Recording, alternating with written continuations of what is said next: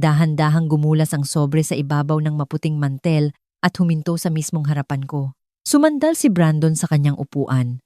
Ang isang braso ay nakasampay sa sandalan na tila ba siya ang may-ari ng buong silid. "Kunin mo na," sabi niya, kalmado at kampante sa sarili. "Sobra-sobra na ang nakuha mo sa pamilyang ito." Sa isang saglit, tinitigan ko lang ang sobre. Tumango ako sa kanya. Hindi kay Bianca. Ang sobre lang ang pinansin ko. Makapal ang papel, kulay krema, ang uri na ginagamit kapag gusto mong magmukhang opisyal at pinal ang lahat. Sa edad na 52, may natutunan na ako tungkol sa pananahimik. Hindi ito kahinaan. Isa itong pagpili. Minsan, ang pinakamalakas na bagay na magagawa mo ay ang maupo ng matagal hanggang sa makita mo kung sino ba talaga ang taong kaharap mo. Nang gabing iyon, nakita ko ang lahat. Dahan-dahan kong kinuha ang sobre, dinaramdam ang bigat nito sa aking mga daliri. Pinanood ako ni Brandon na tila ba nanalo na siya. Ngumiti si Bianca ng matamis at magalang na parang nagpaplano lang kami ng hapunan sa halip na pag-usapan ang magiging buhay ko. "Sige na," sabi niya. "Higit pa yan sa patas." Patas. Binuksan ko ito. Sa loob ay may tsekeng nagkakahalaga ng 8 milyong piso. Maayos na nakaprint at may lagda. Sa ilalim nito, isang stapled na dokumento. 3 pahina ng mga legal na salita mahigpit at malamig. Lisanin ang bahay sa loob ng 30 araw. Isuko ang anumang habol sa ari-arian ng pamilya. Wala nang anumang demand sa hinaharap. At sa likod niyon, isang pirasong papel. Hindi legal, hindi formal, isang listahan. Binasa ko ito ng 1, 2 beses. Mga inirerekomendang option ang nakasulat sa itaas. Isang 1-bedroom apartment complex sa Novaliches, mga tindahan ng murang kasangkapan, isang grocery chain na kilala sa mga clearance bin, at mayroon pang listahan ng mga generic na botika. Sa sandaling iyon, hindi ko na narinig ang ingay sa loob ng restaurant. Isang uri ng tahimik na bigat ang naramdaman ko sa aking dibdib. Tumingala ako. Mataman akong pinagmamasdan ni Bianca.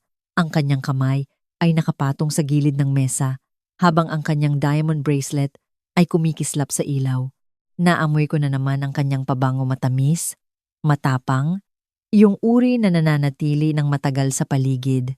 Hindi na nag-abala si Brandon na itago ang kanyang nararamdaman. Mukha siyang nasisiyahan. Na tila ba isa itong business deal? Na tila ba isa akong problemang sa wakas ay nabigyan na niya ng solusyon? Maingat kong itinupi ang papel at ibinalik sa sobre. Pagkatapos ay inilapag ko ito sa pagitan naming 3. Ngumiti ako. "Ito na ba ang lahat ng hiningi ko?" Tumango si Brandon.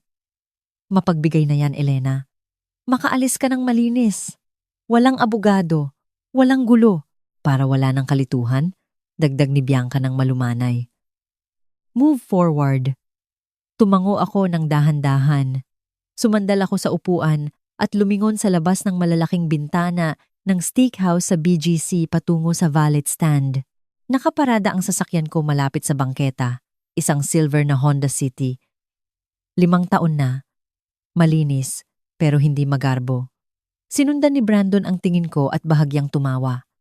"Iyan pa rin ba ang gamit mo?" Hindi ako sumagot agad. Ang sasakyang iyon ang huling bagay na ibinigay sa akin ni Danilo. Hindi mahal, hindi flashy. Isang hapon, dumating siya, hawak ang mga susi, nakangiti na parang bata. "Nakita ko ito at ikaw ang naisip ko," sabi niya noon. Matibay. Walang arte. Pinanatili ko iyon dahil doon. Hindi dahil kailangan ko. Humarap ako kay Brandon.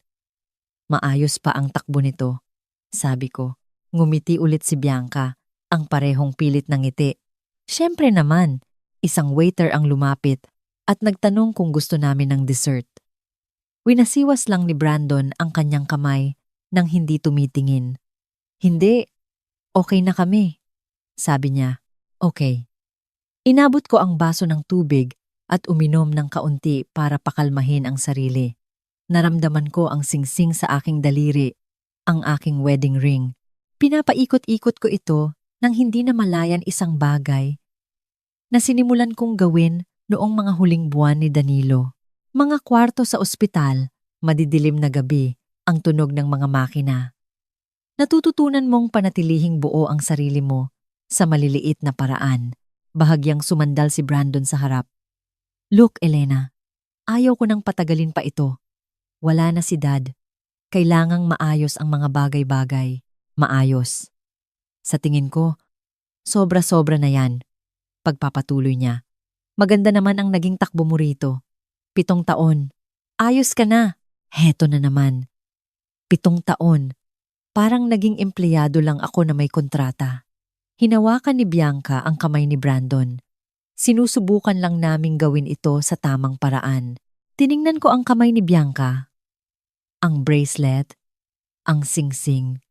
Pagkatapos ay tumingin ako sa kanyang mukha. Ikaw ba ang gumawa ng listahang iyon? Tanong ko. Hindi siya kumurap. Sinusubukan lang tumulong. Tumulong? Tumango ako ng dahan-dahan. Nagpapasalamat ako riyan, sabi ko. At totoo iyon sa isang banda dahil sa sandaling iyon. Naging malinaw ang lahat. Hindi lang ang tingin ni Brandon sa akin, kundi kung anong uri ng tao ang pinili niyang maging. Kinuha ko ulit ang sobre. Tinapik ito ng mahina sa mesa. At itinulak pabalik sa kanya. Kakailanganin ko ng kaunting oras, sabi ko. Bahagyang kumunot ang noo ni Brandon. Wala na dapat pag-isipan pa. Para sa akin meron. Isang sandaling katahimikan. Pinag-aralan niya ako na tila sinusubukang hulaan kung saan nanggagaling ang aking pagtanggi. Bahagyang nawala ang ngiti ni Bianca. Huwag mo nang pasakitin ang ulo namin, Elena, sabi ni Brandon ng mas mahina. Sinalubong ko ang kanyang mga mata. Hindi ko ginagawa yan, sabi ko. At sa kauna-unahang pagkakataon ng gabing iyon, may nagbago sa kanyang ekspresyon. Isang kislap ng pag-aalinlangan. Tumayo ako at inayos ang aking jacket. Salamat sa hapunan, sabi ko. Pareho silang hindi gumalaw. Naglakad ako palampas sa kanilang mesa, palampas sa bulong ng mga nag-uusap, sa bar, kung saan may magkaparehang tumatawa ng malakas, at sa valet stand, kung saan naghihintay ang sasakyan ko sa ilalim ng madilaw na ilaw. Mainit pa rin ang hangin sa Maynila. Huminto ako sandali bago sumakay. Pagkatapos ay naupo ako sa harap ng manibela. Ang aking mga kamay ay nakapatong dito at nagpakawala ng buntong hininga na hindi ko na lamang pinipigilan ko pala. Inakala niyang mabibili ng 8 milyong piso ang pananahimik ko. Ang hindi niya alam, ang sobrang iyon ang nagpakita sa akin kung ano ang eksaktong plano niya at kung ano ang kailangan kong gawin sa susunod. Dahil ang laban na ito ay hindi kailanman tungkol lang sa isang bahay, hindi muna ako umuwi agad. Naupo lang ako doon sa parking lot, patay ang makina, habang ang katahimikan ay bumabalot sa akin. Ang mga ilaw ng restaurant ay nagre-refleksyon sa aking windshield. Sa isang sandali, ipinikit ko ang aking mga mata at bigla, bumalik ako sa kwarto ng ospital. Hindi mo kailangang makipag-away sa kanya agad, sabi niya noon.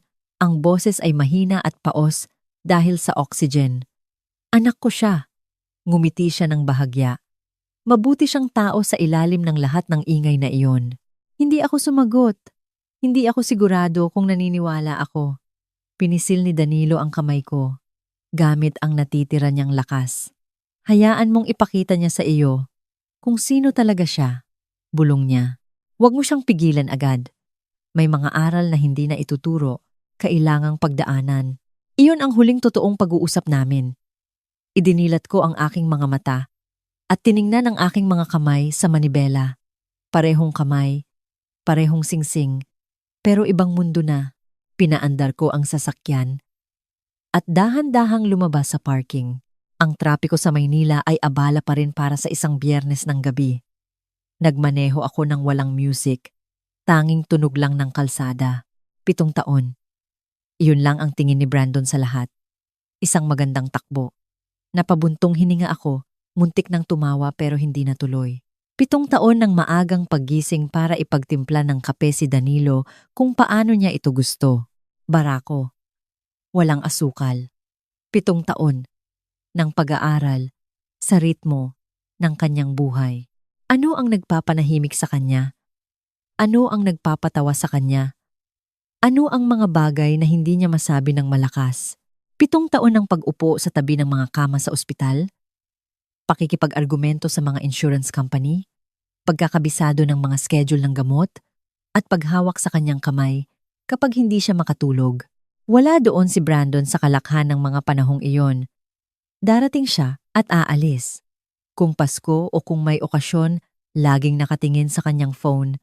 Ang isa pang mata ay nasa kung anong deal ang hinahabol niya. Naalala ko ang isang gabi.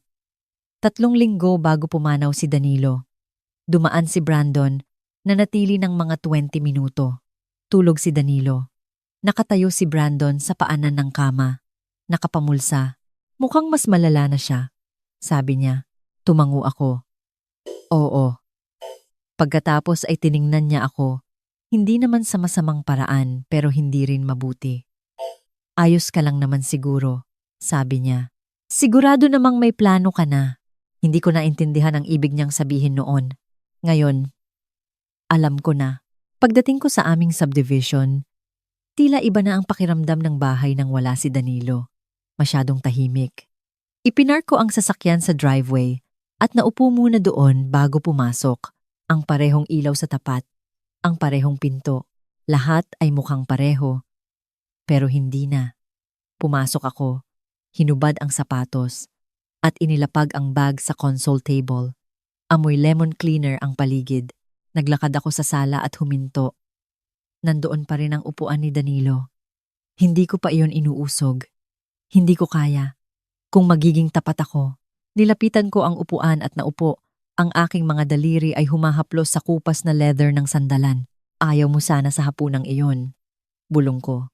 Sumandal ako at kinuha ang sobre sa aking bulsa. Inilabas ko ang lahat sa coffee table. Ang tseke, ang kasunduan, at ang listahang iyon. Kinuha ko muna ang listahan. Binasa ko ulit. Apartment sa Novaliches. Rent estimates na may bilog ng ballpen. Isang tindahan ng murang grocery na may maliit na bituin sa tabi. Hindi lang ito insulto. Planado ito. Hindi lang nila inakalang mahirap ako. Pinlano nila ang susunod kong buhay base sa pagiging mahirap. Ibinaba ko ang papel at kinuha ang kasunduan. Binasa ko ito ng perlinya. May isang bagay na hindi tama. Hindi ang tungkol sa bahay diretso iyon. Ang nakakapagtaka ay ang mga salitang anumang at lahat ng habol, direkta o hindi direkta, sa kasalukuyan o sa hinaharap, kaugnay ng mga ari-arian ng pamilya Mercer at mga kaugnay na kumpanya. Masyadong malawak, masyadong malabo, masyadong mapanganib. Inabot ko ang aking phone at denial ang isang numerong matagal ko nang hindi nagagamit. 2 ring lang at sumagot si Attorney Maria Santos. Elena, pasensya na. Tatawag sana ako. Alam kong mahirap ang mga nagdaang araw. Alam ko, Maria, sabi ko nang malumanay. Marami talagang nangyari. Isang sandaling katahimikan. Ano ang maipaglilingkod ko? Tiningnan ko ang mga papel na nakalatag sa harap ko. Kagagaling ko lang sa hapunan kasama si Brandon. Sabi ko, may ibinigay siya sa akin na gusto kong tingnan mo. Nag-iba agad ang tono niya. Mas naging seryoso. Anong uri ng dokumento? Isang tseke, isang kasunduan, at ilang extra. Extra? Ulit niya. Makikita mo rin. Dalhin mo rito bukas, sabi niya. Unang oras, 9:00. Ibinaba ko ang telepono. Sandali akong naupo doon at pinagmasdan ang mga papel. Pagkatapos ay tinipon ko silang lahat pabalik sa sobre. Muli akong sumandal sa upuan ni Danilo at ipinikit ang aking mga mata. Hindi ko siya pinigilan, bulong ko. Gaya ng sabi mo, kinabukasan, maaga akong naghanda. Simpleng navy slacks at blouse lang ang suot ko. Pinuntahan ko ang opisina ni Maria sa Makati. Pagpasok ko pa lang, inilabas na niya ang mga papel. Binasa niya ang kasunduan ng 2 beses. Sa huli, tumingin siya sa akin. Aba, Sabi niya ng mahina. Ambisyoso! Ngumiti ako ng mapait. Iyan, ang isang paraan para sabihin iyan. Tinapik niya ang papel. Hindi lang siya humihingi na umalis ka sa bahay, sabi niya. Ang mga salitang ito, tungkol sa lahat ng ari-arian ng pamilya. Masyadong malawak ito para isama ang mga bagay na malamang ay hindi niya alam na nasa iyo. Doon ko naramdaman na may mga bagay na nagsisimulang magtagpi-tagpi. Akala ko rin, sabi ko, sumandal si Maria sa kanyang upuan. Alam ba ni Brandon ang tungkol sa mga shares mo? Hindi. At hindi mo sinabi sa kanya. Hindi. Isang sandali. Tumango siya. Mabuti, sabi niya. Dahil kung alam niya, hindi niya isusulat ito ng ganito. Anong ibig mong sabihin?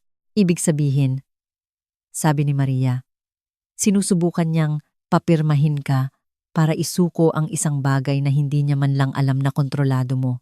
Tumahimik ang buong kwarto. Naramdaman ko ang tibok ng puso ko, matatag, kalmado.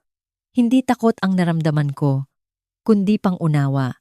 So, ang bahay? Sabi ko, hindi iyon ang tunay na pakay pagtatapos ni Maria. Nagkatinginan kaming dalawa. Sa sandaling iyon, nagbago ang lahat. Hindi ito tungkol sa pagpapalayas sa akin. Tungkol ito sa paglilinis ng daan para sa isang bagay na mas malaki. Elena, sabi ni Maria ng seryoso, kailan ang susunod na shareholders meeting? Alam ko na ang sagot. Sabi ko, sa 2023. 2 linggo mula Lunes, kung ganoon. Iyon ang oras mo. Pag-alis ko sa opisina ni Maria, tirik na ang araw sa Makati. Pagpasok ko sa aking sasakyan, naupo muna ako sandali. Hindi ako takot pero pagod ako. Iyong uri ng pagod na nanggagaling sa pagkakakaladkad. Sa isang bagay na madumi, gayong ang gusto mo lang ay kaunting katahimikan. Halos 4 na buwan pa lang nawala si Danilo. 4 na buwan ng mga kaserol, pakikiramay, at mga kwartong amoy siya pa rin. At ngayon, ito, pag-uwi ko, nakatanggap ako ng text mula kay Brandon. May panahon ka na bang mag-isip? Sinusubukan kong gawin ito ng may respeto. Respeto. Iyong salitang iyon ang muntik nang magpatawa sa akin. Sinundan pa ito ng isa. Gusto lang talagang tumulong ni Bianca. Hindi ako sumagot. Sinunod ko ang payo ni Maria. Nang gabing iyon, tumawag ulit si Maria. Nagsimula na akong mag-imbestiga, sabi niya. At hindi ko gusto ang nakikita ko. May mga balita tungkol sa isang merger proposal, Mercer Industrial, at isang malaking logistics group. Nagpapanggap si Brandon na nasa kanya ang suporta ng buong pamilya kahit wala naman. Ang Mercer Industrial ay hindi isang makintab na tech company. Gumagawa ito ng mga totoong bagay, mga piyesa ng makina, mga gamit pang industriya. Isang negosyong binuo ng mga taong nagtatrabaho doon ng 30 taon. Ano ang makukuha niya? Tanong ko. Posisyon? Sabi ni Maria. Pambayad sa utang. Marahil. Isang upuan sa board na hindi naman niya pinaghirapan. At ang kumpanya, maaaring mawalan ng mga trabaho, magkaroon ng tanggalan, at ang mga pensyon ng mga manggagawa ay maaaring manganib kung magiging pabaya siya. Doon na nagbago ang lahat. Hindi na ito tungkol sa akin. Noong una, naisip ko na baka dapat ay lumayo na lang ako. Hayaan siyang maghari-harian sa boardroom hanggang sa magising siya sa katotohanan. Pero nang banggitin ni Maria ang salitang pensyon, doon ako natauhan. Ang mga taong kasing edad ko ay iba ang tingin sa salitang iyon. Hindi lang iyon pera gamot iyon. Pambayad sa bahay, pagkain. Sino ang kailangan kong kausapin? Tanong ko. Si Mang Cardo. Sabi ni Maria, ang plant manager sa Valenzuela. Matagal na siyang tapat kay Danilo. Tumawag siya kanina matapos marinig ang balita tungkol sa merger. Kinabukasan, nakipagkita ako kay Mang Cardo sa isang karinderya. Mukha siyang mas matanda kaysa sa huling pagkikita namin, pero matatag pa rin. Diretsahan na ako, Ma'am Elena, sabi niya. Sinasabi ni Brandon sa lahat na nasa likod niya ang pamilya. Pero alam namin ang mangyayari. Restructuring, streamlining. Alam niyo kung anong ibig sabihin niyon. Oo, sabi ko. May mga tao ako doon na halos 30 taon na sa Mercer. Ang ilan sa kanila, sila pa ang nagturo kay Brandon noong nagsisimula pa lang siyang magpanggap na alam niya ang ginagawa niya sa production line. Bahagya akong napangiti. Hindi siya ngumiti pabalik. Natatakot sila. Sabi niya, at nahihiya silang matakot dahil mahal nila ang asawa niyo. Binuo niya ang lugar na iyon. Kasama sila. Muntik na akong pumirma. Pag-amin ko, tumingin sa akin si Mang Cardo. Naisip ko kagabi na baka dapat ay tapusin ko na ito. Hayaan ko na siya sa kanyang ilusyon. Lumipat sa mas maliit na bahay. Magsimula ng tahimik. Tumango siya. Pero ang kapayapaang binuo sa kasinungalingan ay hindi magtatagal, sabi ko. Naupo ng maayos si Mang Cardo. Sabi ko na nga ba? Tama ang pinili ni Danilo. Sabi niya. Iyon ang muntik nang magpaiyak sa akin. Sa umaga ng shareholders meeting, maaga akong nagising. Tahimik pa ang paligid. Nag-ayos ako ng simple, isang navy dress, mababang takas, maliit na hikaw. Inilagay ko ang lumang ballpen ni Danilo sa aking bag. Isang sandali akong tumingin sa salamin. Wala kang utang na eksena sa kahit kanino. Sabi ko sa sarili ko. Katotohanan lang. Pagdating ko sa hotel sa Makati, puno na ng mga taong nakasuit. Nakita ko si Bianca sa unahan, naka-cream silk dress. Perpekto ang buhok. Katabi ni Brandon, mukha silang pamilyang nakaukit sa magasin. Nang makita ako ni Brandon, nakita ko ang kalkulasyon sa kanyang mukha. Gulat, inis, at pagkatapos ay balik sa pagiging kampante. Lumapit siya. Elena, hindi ko inaasahang makikita ka rito ng ganito kaaga. Shareholder ako, sabi ko. Mukhang nararapat lang. Hindi na nagsalita si Brandon. Tumango lang siya na tila nadismaya sa akin. Ang alok ko ay mapagbigay, sabi niya. Higit pa sa gagawin ng iba. Ang listahan ba ng apartment ay idea mo? Tanong ko. O kay Bianca? Tinamaan siya doon. Para sa praktikalidad lang iyon. Ang pagpapahiya at praktikalidad ay hindi magkapareho. Nagsimula ang meeting sa karaniwang mga report. Pagkatapos ay dumating ang usapin tungkol sa merger. Isang consultant ang nagpaliwanag ng mga salitang synergy, efficiency, at long-term growth. Pagkatapos ay si Brandon na ang nagsalita. Ang aking ama ay naniwala sa ebolusyon. Panimula niya. Hindi sa pananatili sa nakaraan, kundi sa pagbuo ng isang bagay na tatagal sa gitna ng pagbabago. Sa suporta ng aking pamilya, naniniwala ako na ang merger na ito ang pinakamalakas na landas para sa Mercer Industrial. Tumayo ako. Ang buong silid ay natahimik. Ang tumingin si Brandon sa akin. Marahil inaasahang maglulupasay ako o gagawa ng eksena na madali niyang mapapasinungalingan. Sa halip sinabi ko, gusto kong magsalita. Pinayagan ako ng chairman. Lumakad ako sa mikropono sa gitna. Ang pangalan ko ay Elena Mercer, sabi ko. At bago magpatuloy ang botohang ito, may kailangang linawin sa kwartong ito. Hindi na ito kailangan, sabi ni Brandon. Pilit na pinapakalma ang boses. Hindi ko siya tiningnan.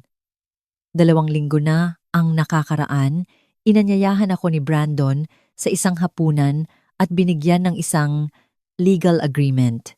May kasama itong tseke na 8 milyong piso kapalit ng pag-alis ko sa aking bahay at pagsuko ng lahat ng aking karapatan sa Mercer Industrial.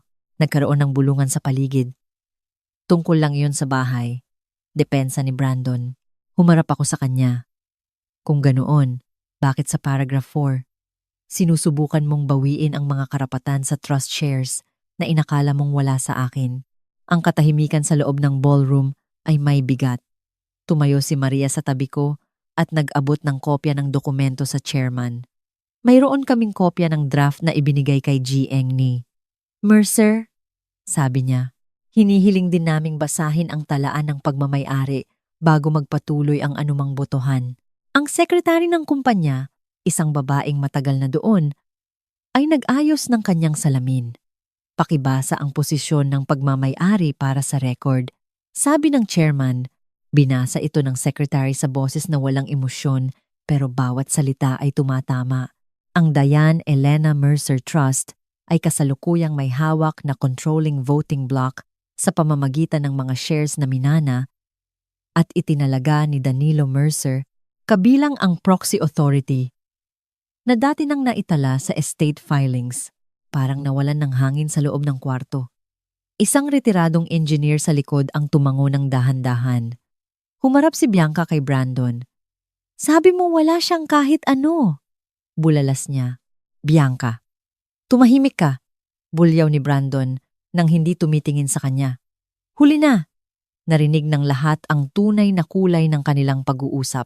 Humarap ako ulit sa mikropono. Hindi ako narito para manghiya ng kahit sino, sabi ko. Narito ako dahil may mga pahayag na ginawa tungkol sa suporta ng pamilya sa isang merger na hindi ko sinusuportahan. At dahil may tangkang makuha ang aking pirma sa isang dokumentong hindi lubos na nauunawaan ni Brandon Mercer, o marahil ay umaasa siyang hindi ko ito mapapansin. Ang desisyon ng board ay mabilis. Pinatigil ang merger para sa isang independent review. Ang son o anak na itinawag ng isang board member kay Brandon ay sapat na para ipakita kung nasaan na siya binalik siya sa kanyang lugar. Sino ka ba talaga? Tanong ni Brandon nang lapitan niya ako pagkatapos ng meeting. Mukha siyang bata na nawalan ng laruan, hinaluan ng gulat at pagkalito. Tinitigan ko siya. Isang tao na hindi mo man lang sinubukang kilalanin. Sa mga sumunod na buwan, ang merger ay tuluyang namatay. Ang board ay inalisan si Brandon ng impluwensya. Hindi siya sinisante ng madugo, pero naging ordinaryo siya. Ang kanyang mga tawag ay hindi na sinasagot agad. Ang kanyang opinyon ay hindi na pinapakinggan. Sa huli, nabalitaan kong nagtatrabaho na siya sa isang car dealership, isang trabahong nangangailangan ng totoong pagbebenta sa mga taong pwedeng tumalikod sa kanya anumang oras. Binenta ko ang malaking bahay noong sumunod na taon. Lumipat ako sa isang mas maliit na bahay sa isang tahimik na subdivision sa South Lake. Nandoon pa rin ang upuan ni Danilo, ang Honda City, at ang katahimikang pinili ko. Gumawa rin ako ng isang program sa pangalan ni Danilo para tulungan ang mga caregiver, mga taong nag-aalaga sa kanilang mga mahal sa buhay. Dahil alam ko ang hirap niyon, hindi kami nagkaayos ni Brandon. Nag-uusap kami paminsan-pinitan, magalang pero maikli. Hindi siya humingi ng tawad sa paraang inaasahan ng marami. At hindi rin ako nagpanggap na okay ang lahat para lang maging maganda ang kwento. May mga relasyong hindi na gumagaling. Humihinto lang ang pagdurugo. At sapat na iyon. Madalas ko pang maisip ang hapunang iyon ang sobre, ang tseke, at ang listahan ng mga murang apartment. Hindi siya ang unang taong nagkamali na ang pananahimik ko ay kahinaan at malamang hindi rin siya ang huli. Pero natuto siya ng isang mahalagang aral. Ang pera ay makakabili ng upuan sa mesa. Pero ang karakter mo ang magpapasya kung hanggang kailan ka pwedeng manatili doon. Kung ikaw ang nasa kalagayan ko, pananatilihin mo rin ba ang iyong katahimikan hanggang sa tamang oras? O hahayaan mong manaig ang galit sa unang pagkakataon pa lang?